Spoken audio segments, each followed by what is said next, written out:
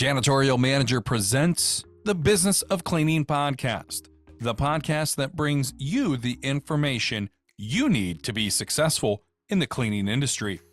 The Business of Cleaning podcast provides in-depth interviews with successful personalities from the commercial cleaning industry, as well as discussing the trending topics that matter to you and your organization. And welcome into the Business of Cleaning podcast, your number one source for information on the commercial cleaning industry. We release new episodes monthly, live from the Janitorial Manager Studios located here in Toledo, Ohio. I'm Tim Clagg, the Marketing Communication Specialist here at Janitorial Manager and your host of the Business of Cleaning podcast. This month, we're excited to be welcoming in Chief Sales and Marketing Officer at Clean Pro Growth Academy, Adon Rigg. Adon brings over 30 years of experience in the cleaning industry. Adon, we're so glad that we could link up and have you a part of the show. Hey, I'm very, very honored to be asked and to be here. I very much love talking about cleaning and the cleaning industry, as strange as that sounds. I want to take you back. You're a young man, 18. You had no money, no home. And at this point in time in life, you had an 8th grade education. I got to ask, how are you remaining positive, hustling, and staying focused to get things done, to get where you wanted to go? Good question. So very quickly, when I was 16, my family had a family business. My dad started the Vancouver Canucks Traveling Fan Club. My mom's was the first travel agency that taught people how to be travel agencies, and started a thing that would be like Fiesta West or something like that. Flew people to Mexico and Caribbean and doing really well. I had a Suzuki Samurai when I was 16, a Z24 when I was 17, I had a Corvette when I was 18. And by the time I was just almost 19, pulled into the driveway and told that family was going bankrupt. There's a bunch of different reasons for that. Loaded up a U-Haul and they went off and lived in a cabin in the backwoods of a town called Falkland, which is in the Okanagan, British Columbia. So I had dropped out of school. I was going to take over the family business. I was originally going to play hockey and then do whatever. And I was staying on my friend's couch, and across the street was the welfare office. So I thought, well, shit, that'll be easy. Just go get welfare. So I walked across, to get welfare, and two things. First of all, she said you had to be 19. I wasn't 19 yet.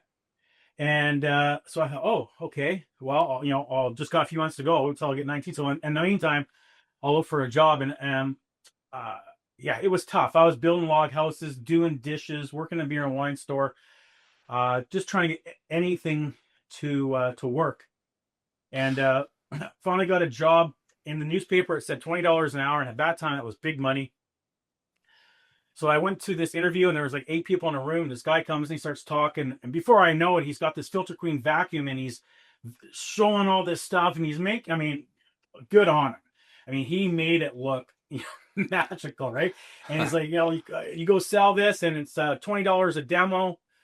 We say you're gonna do 20 demos, a demo an hour, so over 8 hours, $20 an hour.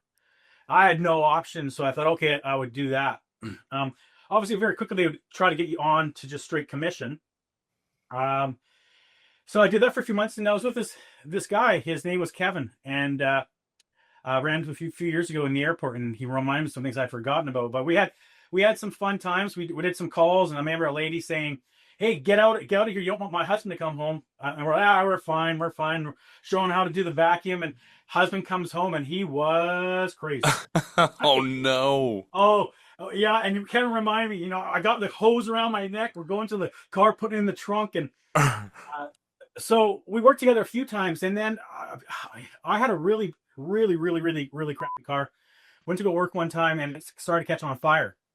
And there's flames coming out. So I remember being stopped on Edmonds and Canada Way in New Westminster, British Columbia. And I don't remember everything, but Kevin was gone, and I no longer could work because I didn't have a car. You had to have that. So got this job where I was just punching digits into this computer. Like, so all I was doing, there's just piece of paper digits, from like 8:30 in the morning till 4:30 at night. And I was like, oh my God, Lord, help me. And so this girl that I was working with comes up to me one day and she says, my boyfriend Kevin wants to talk to you. Oh, your boyfriend Kevin? I don't put two and two together, right? I'm like, okay. So I get on the phone. Thank goodness. It was the only time, my first time in my life that I liked my name, because when I was younger, they'd call me Aiden AIDS and all these things during the 80s and stuff. And I like it now, but then I didn't. And, but it was one time that I recognized that having a different name actually helped change the trajectory of my life. Because had she said, I'm working with this guy named Bob, Mike, whatever, there's hundreds of them, but there was no name Aiden. So he put two and together. He thought, well, it's got to be the guy I sold vacuums with. So I got on the phone. Sure enough, it was him. Talked to me. He goes, what are you doing? I told him. He goes, well, I got a job at a company called West Clean. Let me give you let me see if I can get you a job interview. So February 1994, I got a job here at West Clean, and the rest is history. That's how I got into the industry. And so I fell into the industry by accident. Wow. I didn't even know during the interview that you could buy janitorial supplies or products outside of a grocery store. I didn't know it was an industry. Mm-hmm. I had some sales training, not much, and a list of accounts and go. Have there been moments in your career where your personal experiences, everything that you just mentioned, where you feel like that has given you an advantage over others who maybe had a more traditional path and didn't have to go through as much as you went through? For sure. So in the very, very first early years of my life, my parents were hippies. We lived in an ashram. We lived in a bus. Lived in 100 acres. Used to get water out of a horse trough. I'm not kidding. And then they went into business. All of a sudden, within a couple of years, I had a Corvette and a house with a pool, and I was the cool kid at school. And I was just really kind of an asshole, really, to be honest. I had no responsibilities. I didn't go to school, whatever. I just lived the life I wanted to live. So that actually woke me up. So it's a great thing that happened. But where I'm thankful for is really the trajectory of my life. What really changes when I was doing the vacuums. I used to live in this one bedroom apartment and hardly make ends meet.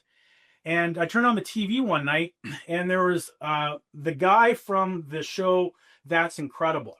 It was a show in the 80s. There was three people, Fran Tarkenton, Kathy Lee Gifford, and John Davidson or something. And they would do these things That's Incredible. Like someone do the Rubik's Cube in 20 seconds. Bro, that's incredible. Yeah. So I recognized that guy, but I didn't know he was Fran Tarkenton, the famous quarterback. He was just the guy from That's Incredible. And he was interviewing this guy with his deep voice and this dark hair, and he was selling this unlimited power program for $299, and his name was, at the time, it was Anthony Robbins. And I wanted it so bad, but you had to have a credit card. It was $299 US. Wasn't even a reality. So during the vacuum stage, selling the vacuums, became trendy for all the sales guys to get a sales book. Mm-hmm.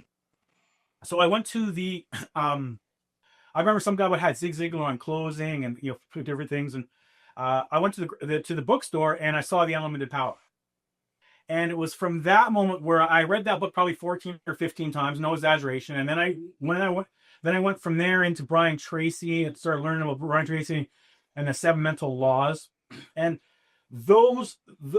that's really what really helped me understand that life did just happen to you. You made life happen. And once I realized that, because I didn't realize that it wasn't even a concept, just life happened, right? I just wasn't taught that. Life just happened, and the good Lord would maybe bless you and whatever.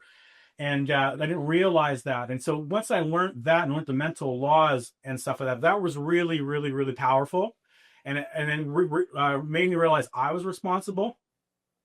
And then I guess the other thing was there came a time when I was just selling, and I realized that in order to be good, I had to become a salesperson. It's like I talk about, right? Like I play guitar or I'm a guitar player, right? I write or I'm a writer. And so that's one of the first things I talk about with my customers and stuff is identity. And so I had to have an identity shift as well. So that's where that went from. So you continue to learn here. You're getting involved in these programs, and also you managed to get into the University of British Columbia in sales and their marketing program, and more importantly, graduated, got a degree from there to continue your progress, your journey as an individual. When you started out as an independent distributor, What were some of the biggest challenges you faced? Because you mentioned I stumbled in this industry by accident. I'm kind of teaching myself on the fly. What challenges did you face right away in this new industry? I'm very, very thankful for the first 6 months I had a sales manager. The very, very few of them are any good that I've experienced over time. Like very, very few. Um, if you get one that's good, that's fantastic. But I haven't had one that was great for the first 6 months. He looked a lot like Rodney Dangerfield. He smoked filterless cigarettes, and he never had one that wasn't in his mouth unless we were on a sales call. He had yellow fingers. He had his hair just like Rodney Dangerfield and stuff like that. But he cared, and he would be with me sometimes 8, 9 o'clock at night, role playing, asking questions, blah blah blah, just tons of stuff. And he ended up getting diabetes and things and health issues, and he ended up passing away. But he was gone after about 6 months. But that was really helpful. So he would help me, but he would say, well, here's your 7-step plan. You go in, you do this. And it was very, very, in hindsight, too much. It was really old school selling. Go in, 7 different things you had to do. So I used to go in and just have a brochure, and I didn't know what to do. And I would give my brochure. Okay, I could work it on my sales call. And I really didn't know what to do. I was lost. I just really didn't know what to do. There's so many things to sell, so many things. Where do I go from here? And someone would give you a bone. Well, back then too, right? People had maybe different 5 vendors for themselves. Now today's it's one vendor, so it's definitely a lot harder. And so they would give you a bone, right? So, oh yeah, and I'll buy a couple cases off you or what have you. So once I realized that questions were questions really set the frame of the call. And if I went in there and I had questions, it would really set me apart. I'll give you an example. I have a young guy that I'm coaching right now. Reminds me of myself. So 22, distributor sales rep, doesn't know what to do. And I said to him yesterday, I held up my book. I said, just go in with something like this. Say, Mr. Customer, it's okay if I ask some questions. I wrote out some questions. He goes, you can do that? I said, absolutely. He goes, I'm trying to remember it all.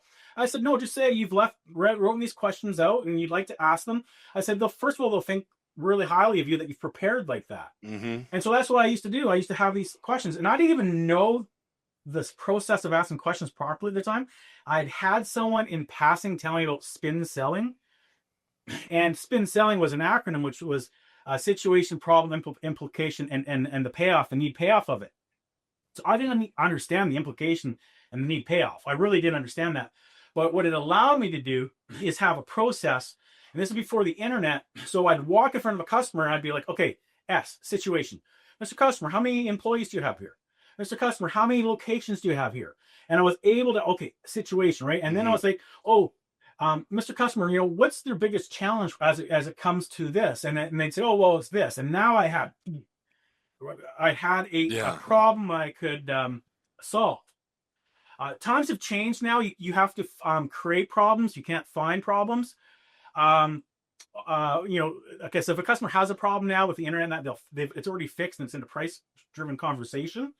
But problems is all we do, right? In sales, that's what we do. We fix problems, and then once you fix that problem, there is another problem from solving the one problem. And if we didn't have that, we wouldn't be in business and whatever. So we're in the problem fixing business. And so it was setting that set of questions and having a process, which changed everything for me. How important is it? You mentioned you're speaking with a new client. For a new business owner, new commercial cleaning owner that is listening to this episode, how important is it for each janitorial company to find the best supplier to fit their needs, right? Because, now it's there's so many options, right? It's not necessarily about price, essentially. It's about building that relationship, that trust, that chemistry. So what advice would you give a new owner listening today? Let me step back a little bit and ask you to be introspective. A lot of people aren't introspective. I'll give you an example. I was with a coach one time.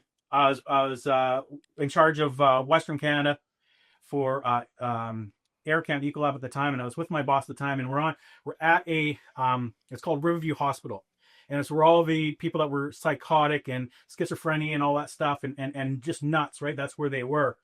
And he's outside having a smoke, and he's talking to me, and he said, if someone came up to you right now and said to you, hey, just go, you're insane, right?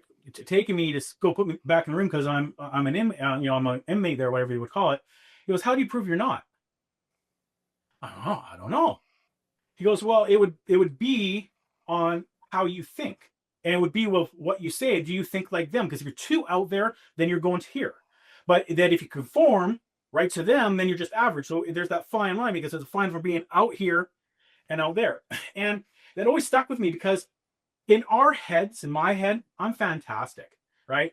I'm Superman, I'm Batman, right? I'm awesome. And so is everybody else. In their head, they're awesome. But when you meet somebody, how do they think you are? And it's not about changing who you are to please them in personal relationships. I'm just talking about business and in selling. When you walk in, someone looks at you, and this is where I learned from Anthony Robbins, which was actually 20 years later that I really got. It was in that chapter, but I passed it. I learned it from another course. It was called Neuro-Linguistics Program, but particularly it's called internal representations. So you walk in, and I look at you, and I sense you with my 5 senses, right? And it creates an idea in my head. Either, oh, here's a sleazy sales guy, or whatever. I'm not saying it to you, but I'm looking at you, but I'm thinking. Mm-hmm. Here's a sleazy sales guy. He's going to try to con me. Or here's that's where isms come, generalizations, that type of thing, right? And so that creates my physiology, and it creates my state, and it creates my behavior. So I'm pleasant to you, but I'm thinking this guy is a sleazy sales guy. This is whatever. You're never going to know if they're thinking, hey, this guy's fantastic, or this guy is a sleazy sales guy. But you have to come in the room assuming they think that, and you have to change that. And if you just walk in, hi, how you doing, whatever, and you aren't aware of this, it's like throwing darts at a dartboard. You're going to get lucky sometimes, and someone's going to perceive you with whatever, with a hat you wear, the shirt you wear, whatever. So as a new person in business, you need to come in and recognize, how am I being perceived here? Because how you're perceived is going to dictate at least 50% of the process. And then once they say, okay, this guy appears to be professional, if he doesn't appear to be a broke-ass guy that's trying to get a job, he looks like a business, not an independent cleaner. And that's what they're thinking. Don't fool yourself. So you walk in there, and now they say, okay, maybe this guy looks the part, this girl looks the part. Okay, whatever. I put them at face value. Now, from that moment on, you're on a level playing field. And all the rest is the experience you give them. But you have to be careful of that experience. Let me give you an example. I used to work with someone who was knowledge-wise so above me, it was incredible. He knew technology and stuff unbelievable. And he did a lot of great for the company I was with. But people loved him or people hated him. There was no in between. And most people hated him, but he didn't know it. He thought people loved him because of his knowledge. And he'd walk in there, they'd say something, I'd be in the call with him, he'd be like, well, actually, right? And he was in teacher mode, spewing his knowledge, and people were like, shut off. You could see it. So you got to be aware of every weaknesses, and you need to just you're leading the customer, but it's through the questions you ask. It's through the observations you make. And so that's really it. I just want people to understand that, because it's not talked about a lot, because it's not socially acceptable to really say, well, I'm just speaking the truth. I'm perceived a certain way. If you're like, again, example, I'm a little overweight. So I go see someone, that is a hurdle I have to overcome for certain people. I just do. And denying that is silly. If I'm in great shape, it's a different perception and stuff like that. So we need to recognize that. And so I'll give you an example. It's a great analogy. It was many years ago now, and for whatever reason, I had a guy come to the house and do some work, but his brochure was on the fridge, and it was called Tiny something. I don't need to say the name, but it was Tiny something. So I phoned Tiny, and I say, looking about doing power washing and that for the driveway in the house. He comes by and gives a quote, and the quote's like $750. This is like at least 15 years ago or more. I'm like, holy cow! And immediately he gets defensive, and he goes, well, it's 2 hours, it's 2 days work, it's this. I'm like, yeah. Okay, I was just trying to phone you because you had done work before, and I was just throwing you a bone. But okay, $750 was out of my price range because I wasn't expecting it. So I then picked up the phone and phoned someone else, and they came by the next day. I distinctly remember, I was in my office, home office. I come to the door. He's very tall. He has a logoed shirt, a logoed hat, logoed truck, logoed trailer, and he very professionally comes back 10 minutes later and gives me a quote, and the quote is less than half. Wow. And I say, oh, how is it so much cheaper than? He goes, well, I have this machine, and it doesn't matter, right? Like, I didn't know that he was lower. Had he come at the same price, I'd given the business to him, because he looked the part. He was professional. He wasn't just a guy with a job. He was a business. And so when it comes to the cleaning, and I would just tell you, the amount that don't have a website, the amount that have a Gmail email, it's quite shocking. So those little things matter, right? They really matter. And so you put that into place. How do you come across? How do you look? And then from everything, from your website to everything, that doesn't have to be glamorous and big and thousands of dollars. It just has to be, just has to put you in the game. And then the rest is up to you. Now you're in the game. They see you. They have now you're in now the rest is up to you on the experience you give them as you're talking to them, doing the walkthrough, whatever it is. Making sure you take care of the little details. Over the years, what changes have you noticed in the distribution side of the industry, whether in customer expectations, technology, of course, or market trends in general? One of the things I do in one of my I have a free course, and at the beginning of it, I show a slide. Not one, we can't remember who does it now, but it's a slide. And it shows in 1991, 2, 3, and around there was 24,000 distributors.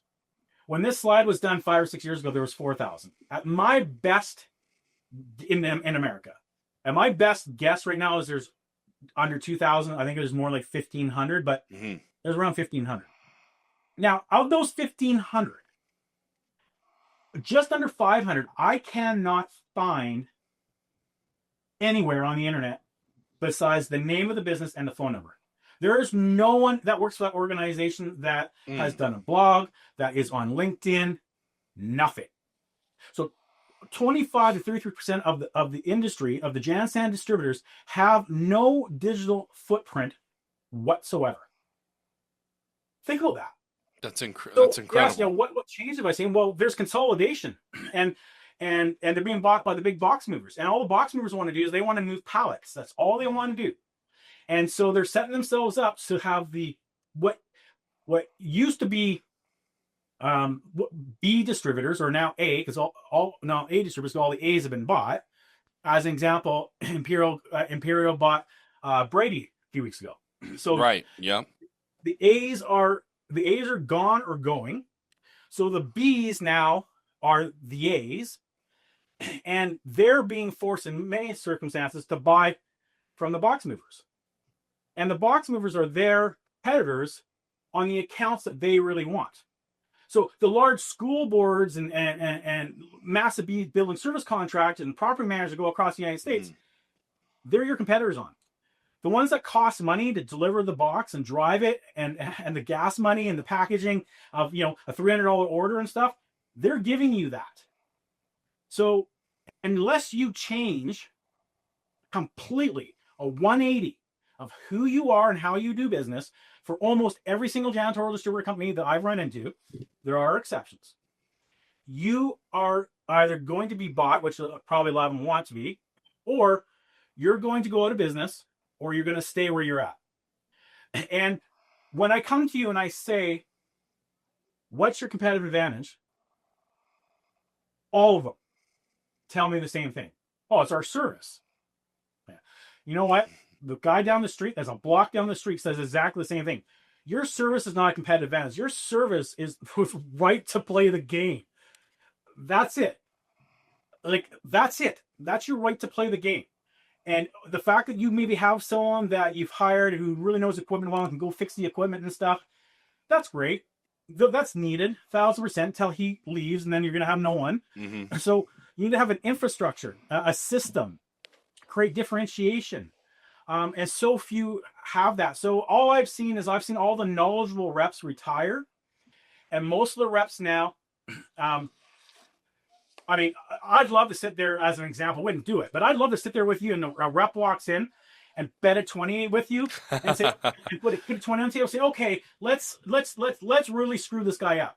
And so he walks into a customer. Let's say it's a BSC. Say, oh, distributor sales rep, thank God you're here. Would you help me strip this floor? And they're gonna go, what? And they're gonna embarrass themselves because they don't know how to even use the swing machine. They don't know nothing. And so that's who's selling. And the ones that do know how to do that, I mean, they're doing great, but most don't know that, and it's not being taught. And as I had one distributor owner just tell me the other day, about 2 weeks ago, he jokingly said he hired a new guy. I said, you have the manufacturers coming in to do the training. And he laughed. He goes, well, actually, we train most of them now. So it's really changed. It's consolidated, and most of the janitorial distributors think they're selling janitorial supplies, and they're not. We're talking with Adon Rigg, Chief Sales and Marketing Officer at Clean Pro Growth Academy. So many people are intimidated by the walkthrough and struggle with going through the walkthrough.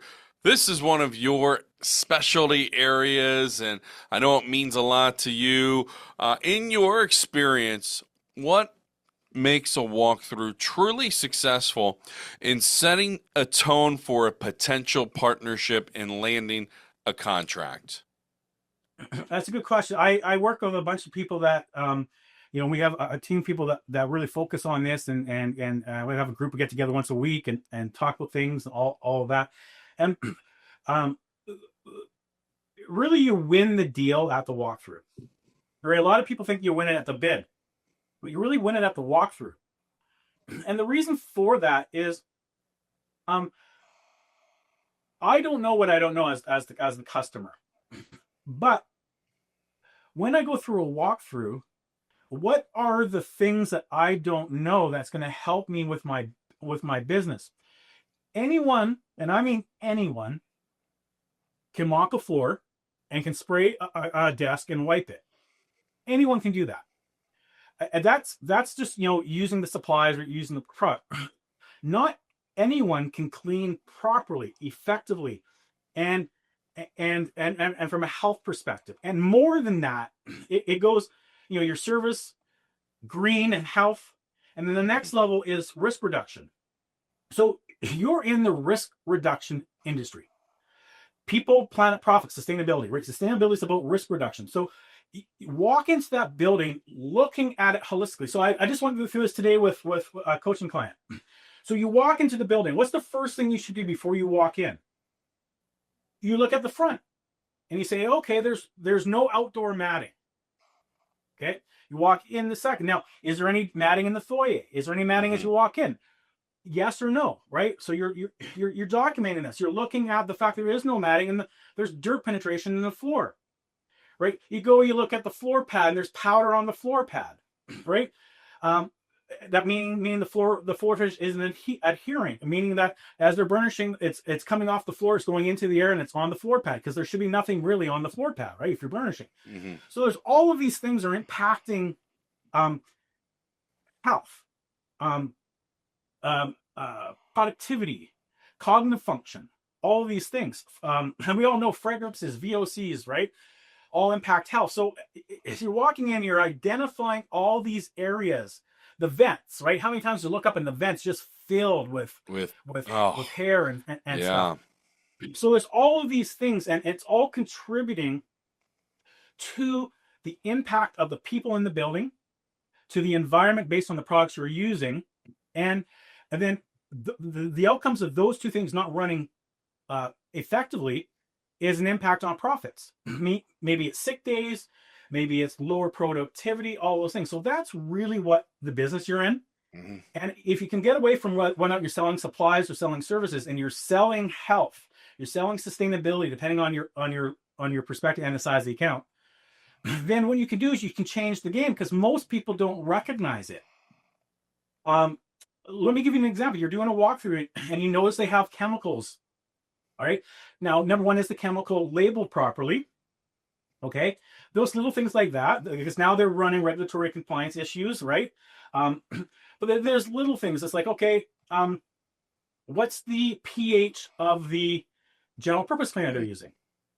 Now, many people have a sledgehammer to kill a fly. So I'm just going to give a great scenario that would be obvious, but an obvious one. So you notice that they're using a product. You document the product and you do your research. And you see that product has a 13 pH. See, what are you cleaning this product for? Well, we're clean the walls and clean the lockers and all these things. See, okay. So, but if you could put that person, or make them recognize that you can do the same thing with a 10 pH product, and that now means you've reduced their liability, their exposure by 1,000 times, that's a different conversation. And so there's lots of little things like that all over the place. All over the place. And so if you can identify all the areas in the processes that they're doing that are impacting negatively, then when you have when you give a presentation, when you do the walkthrough, when you're doing the conversations, you're pointing out things that no one's pointed out before. And they go, wow, okay. As opposed to the person just quickly looking around, doing a tape measuring and giving the price, right? And so that's easy. Anyone can go around, quickly look around and give a price. It takes a person that has the identity of a professional who has spent some time and educated themselves on it, so that they can then add that knowledge to that end user and grow their business. And who isn't interested? I mean, I've never met anyone ever, when I say things about improving indoor air quality, health and safety, protecting employees, that said, that's not important here. Walkthroughs, we've mentioned high pressure situation. How can the sales rep going in there, the cleaner, the manager, build genuine confidence without coming across as arrogance, right? Because once you kind of overstep that, then again, that perception of, okay, well, this guy again is here to just truly sell me something, as you alluded to earlier. I like to pin an analogy for people on dating, because everyone's done it. And we've all gone on a date where someone is not really interested in getting to know you or the person, right? They're just interested in something else. And then there's a person that's interested in getting to know you. And what's the difference there? It's the aura, it's the manners, it's the questions they ask. If no one's asking anything about you on the date, where you grew up, whatever, they're not really thinking anything long term. Right. So on the walkthrough, in the meetings, you're asking questions that help them. Now, you got to remember, if you're talking with the CEO, you can, at the end of the day, when we're in sales, we have to impact the income statement. There's only 5 sections of an income statement: revenue or sales, cost of goods or service, gross profit, expenses, net profit. Most people spend their time on expenses exclusively. All right. Oh, you spend $10,000 on office equipment. I'll save you 10%. So you've saved them $1,000. Okay. But how can you help them produce, make the building healthier? So there's more tenants, there's less sick days, all these things. Those things are hidden, but they impact the cost of delivering a service.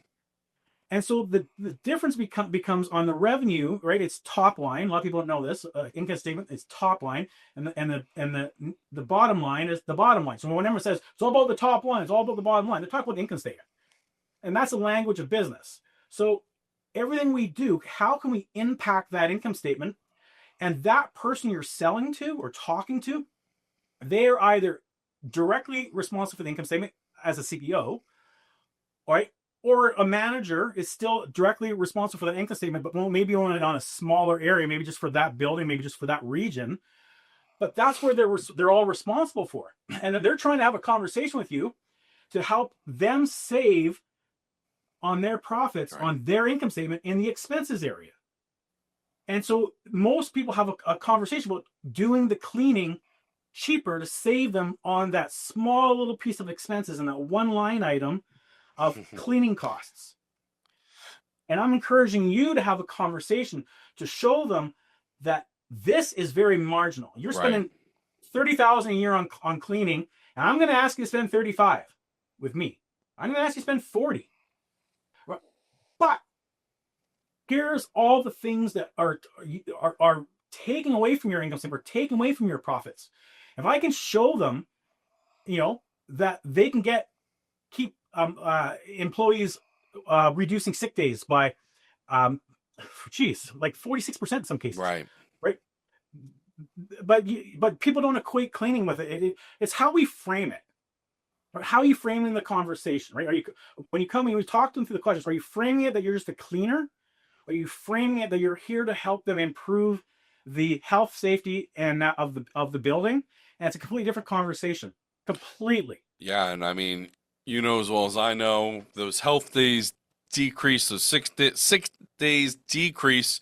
What's going to go up? Productivity within that building, and then everybody's happy. So he said, yeah, we might be paying $5,000, $10,000 you mentioned, but in the big picture of things, people aren't using the sick time. We're having more productivity, so we're making that money back in full circle. Absolutely, 1,000%. And so every single thing you can do. So as an example, I'm going to sell a private school, different way than I'm going to sell, let's say, a veterinarian. A school, I'm going to go in and I'm going to talk to them about the fact that they have little kids running around, and I'm going to give you products or clean with products that fall between a 4 and a 10 pH. There's no chemical reactivity. If they drink that product by mistake, that you would have to drink a liter, as opposed to my competitors are using products that are a capsule and they have a green sticker. I'm going to talk about the fact that the way we clean improves indoor air quality in that, which then gives better cognitive function to the students, improving reading scores by 26%, improving math scores by 28%, reducing sick days. Here's the data. I'm not lying. I'm not pulling this out of my head. Here you go. Right. Like, what a different conversation. Right. Have you seen a lack of empathy derail what could have been a successful deal on a walkthrough, where that person leading the walkthrough just isn't showing enough empathy towards the potential customer? Yeah, I mean, at the end of the day, you got to be very careful about calling someone's baby ugly, right? Right. So, we're in their building, right? So they're investing in it. So and it's not something you're pointing out, emphasize in the walkthrough. You're not going, oh, this. You're not pointing out the problems. You're asking questions that get them involved. So as an example, I went to a building once and I knew that he didn't recognize the dirt penetration. Okay. He was getting dirt penetration in. So there's a lot of reasons for that. I didn't know enough why yet, but I knew there was dirt penetration. It was obvious. And I'd already walked, I don't know, 500 steps. Yeah. So, the dirt should be off of my shoes. Well, there's dirt penetration. So I said, hey, Larry, Bob, whatever his name was, just wondering, is that dirt penetration in there? Is that a concern to you? He hadn't recognized it at all because they just see shiny dirt. Right. And he looks at me and goes, yes, it is. Well, he had only just thought of it. Yes, it is, because I said it and I pointed out. You put it in his head. Yeah. I framed it. I didn't say, oh my God, look at this dirt penetration. Right. You guys are doing a bad job. Right. Now I'm getting defensive. I'm like, who is this idiot? Right. But I can say, is this dirt penetration here? Is this a concern to you? Is this something that you're dealing with? And you can watch them create a bullshit. They're saving face, and that's human nature. They're going to give you some type of BS answer most of the time. But you've now identified things, or, oh, hey, I noticed these vents. Do you want these vents are very dirty? See that? Yeah. Do you want us doing those on a weekly basis or a monthly basis? What would you like? What's ideal to you? Oh, they never thought of it. They didn't even notice it. Oh, so all you're doing is just stacking right? But you're pointing out as through the questions and the way you ask. If you start saying, "Oh my God, look at those vents! Look how dirty they are! Who's doing this?" Right. Right? I'm going to get offended too, and I and I know better. You know. What tools and or processes do you recommend to ensure teams capturing all this critical information during a walkthrough, right? We're away now. The successful companies that have adapted, they're away from pen, paper, traditional senses. But are you coming in there? Do you have a complete checklist here? Here's things I'm marking up. That way, when we finish, Aiden, you can give me, hey, Tim, here's everything we talked about. Boom, I've got it already ready. Before I leave the building, you've got it in hand, and you can present it to your leadership team, and we can continue this conversation. Yeah, absolutely. What you're talking about there, you're talking about sophistication. Sophistication, and that doesn't. I mean, like you don't have to be a techie anymore. But so many people think you have to be a techie, and you have to, the learning curve is so hard, and all these things. Listen, there's software programs out there that you can have on your phone, on your iPad, look very professional, Right. and do it. It's going to save you hours and hours and hours of transferring data and what have you. So that's the ideal, right? Have a program going to help you with the walkthrough and put together the bid very quickly. It's already going to have in your cost per hour and all these things in there. It's going to help you. It's going to speed things up. Time is money. Yes, it is. But if you don't have that and you're not ready for whatever reason, I'm going to encourage you that technology is easy. It's the beautiful thing about it. 20 years ago, when things started off, a lot of people in my generation still think, I was with a guy the other day, he's my age. He's fantastic. He is so knowledgeable. He owns a company. They're buying companies. He's doing well. But he is a shy of technology, right? He doesn't have a CRM, all these things. And I'm not sure why. And one of it is because there used to be so much work.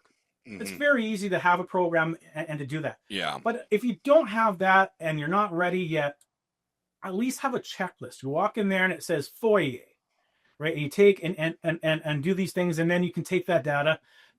But to your point there, if you have a program that does that for you, you're going to save 2-3 hours or more of taking that data, transferring it, doing it all manually, and what have you. And you maybe can't do that at the beginning on your first 2 or 3 accounts, but it's your responsibility as a business owner to get out of working in your business and working on your business, the old E-Myth analogy. But where so many people go wrong, I learned this from the E-Myth as well, to Michael Gerber, to give him credit. There's really 3 types of people, right? There's a technician, there's a manager, and there's an entrepreneur. And most people start a business, and most people start a cleaning business, they're technicians. Most people start, a plumbing business are technicians. A mechanics business are technicians. They know how to do the work, they do the work. And that's owning a job. And there's nothing wrong with that. There's more freedom than being told you can't go to the bathroom right now, right? But once you get that, and you're in the job, and you're doing the cleaning, and you get a few jobs, you got to, as quickly as possible, replace yourself. Right? Yeah. And in today's day and age,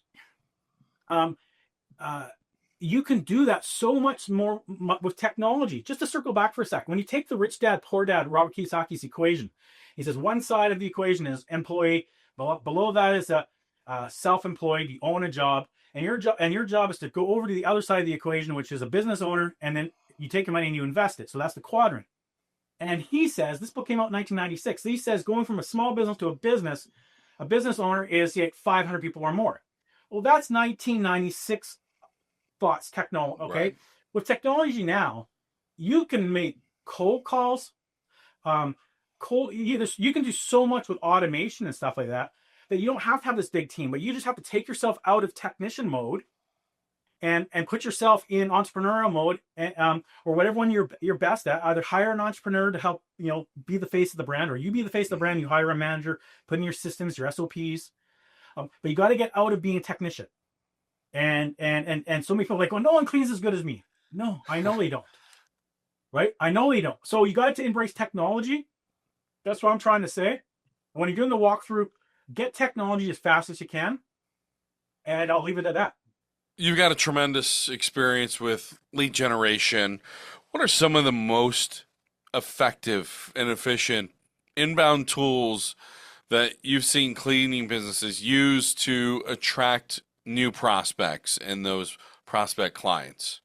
Well, honestly, a lot of them don't use anything. They really don't. Um, uh, some use them and they use them sporadically and they don't use them to the full capability, but at least they've tried. Um, I have a customer that just came on board. He had a program. He's paying $297 a month for, and basically held his website, and that's it. Right. So he had the intention, but got too busy and what have you. So I don't want to sound self-serving in this, but um, I do Lead 360, only 360, and everything's done for you. Every newsletter, every video, cold emails. Someone opens up the email, it segments it. Someone clicks the email, it segments it. Someone replies, it segments it. And then if they do this, this happens because of if you cold outreach as an example, and you say, "Hi, who's the person in charge of?" and someone doesn't open it, okay. If someone, it's still a cold call next time you do it. Someone opens it, it's now a cool call. It doesn't mean a lot, but they at least opened it. The conversations you're going to have with that person or it's different than the person that clicked and watched the video and stuff. And it's different than the person that replied, said, I am that person, or you need to talk, what have you. Those are three different mindsets. So you have to have different communications and processes and follow-ups, all of those things. And that can be intimidating. So to be frank, most of the companies I deal with, they don't even have email lists. And some of these are $2-3 million. They might have a cold list that they paid someone, but they don't have even a list of past customers they did business with. And just as an industry, not just cleaning, but just as an industry as a whole, business as a whole, the average business has less than 300 email addresses. It's incredible. Just really think about it, as you mentioned, especially a company that's making $2-3 million per year. Adon, I appreciate you so much coming on our show here this month, sharing your resources, your story, your knowledge with our audience here today, and just your passion and enthusiasm for this industry. Where can our listeners connect and find you online if they have any additional questions, or if they want to reach out for some individual coaching? How can they connect with you, Adon? I appreciate that. So the first thing is to know my name is Adon, Adon. I was an add-on to the family. So most people, it's, most people think, you can't find me unless you know that. But yes, LinkedIn, what have you. But I would just encourage all your listeners that for free, go to walkthroughsecrets.com. There is going to be a list of 20 questions. It takes you literally 2 to 3 minutes to answer them. It's going to then, based on your score, give you a free lesson on where you're at and what to consider. And so we give you feedback. And then if at that point you think you want to have a conversation and dive deeper or what have you, then let's do that. But that's going to, no pressure, figure out where you stand. And if you're excellent, if you score 100, there's still room to improve. There's always room to improve, but it's going to score you, 30 and under, 30 and 60, 60 to 90, right? And then the person that's at a 60 score is going to have different issues, challenges, and things they need to do than the person that's at 80 or the person that's at 20, right? Based on their self-evaluation. And so we address those in each of those segments. So that's walkthroughsecrets.com. I highly encourage people to do it, especially in 2025.